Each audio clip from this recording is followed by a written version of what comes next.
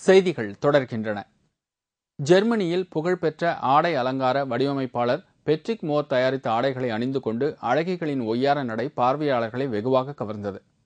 Berlin நகரில் உள்ள Babylon cinema அரங்கில் பெட்ரிக்கின் நவீன ஆடை வடிவமைப்பு கண்காட்சி நடைபெற்றது.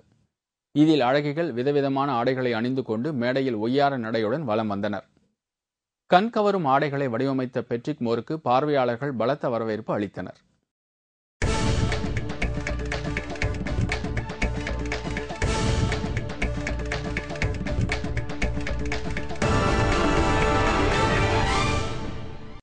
விம்பிள்டன் டென்னிஸ் போட்டியில் இன்று நடைபெறும் பெண்கள் ஒற்றையர் பிரிவு இறுதி ஆட்டத்தில் செரீனா வில்லியம்ஸ், ராத்வன்ஸ்கா மோதுகின்றனர்.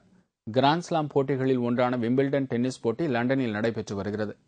பெண்கள் ஒற்றையர் பிரிவில் போலந்தின் ராத்வன்ஸ்கா அரையிறுதியில் வெற்றி பெற்று இறுதிப் போட்டிக்கு முன்னேறினார். இதேபோல் மற்றொரு அரையிறுதி ஆட்டத்தில் 4 முறை சாம்பியன் பட்டம் பெற்ற அமெரிக்காவின் செரீனா வில்லியம்ஸ் ஆஸ்திரேலிய ஓபன் சாம்பியனான விக்டோரியா அசரென்காவை வீழ்த்தி இறுதிப் போட்டிக்கு முன்னேறினார்.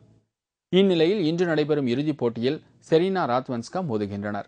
இருவரும் இதற்கு முன்பு சந்தித்த 2 போட்டிகளிலும் செரீனா வெற்றி பெற்றது குறிப்பிடத்தக்கது. இதற்கிடையே ஆண்கள் பிரிவில் நேற்று நடைபெற்ற அரையிறுதி ஆட்டத்தில் ஆண்டி முரே 6-3, 6-4, 6-6, 6-7 என்ற நேர்செட் கணக்கில் ஹாங்காவை வீழ்த்தி இறுதிப் போட்டிக்கு முன்னேறினார்.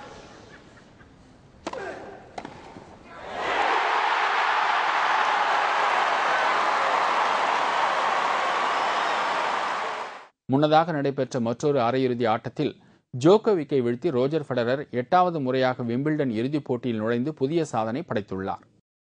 இத்துடன் செய்திகள் நிறைவடைந்தன. மீண்டும் செய்திகள் பிற்பகல் 1 மணிக்கு. வணக்கம்.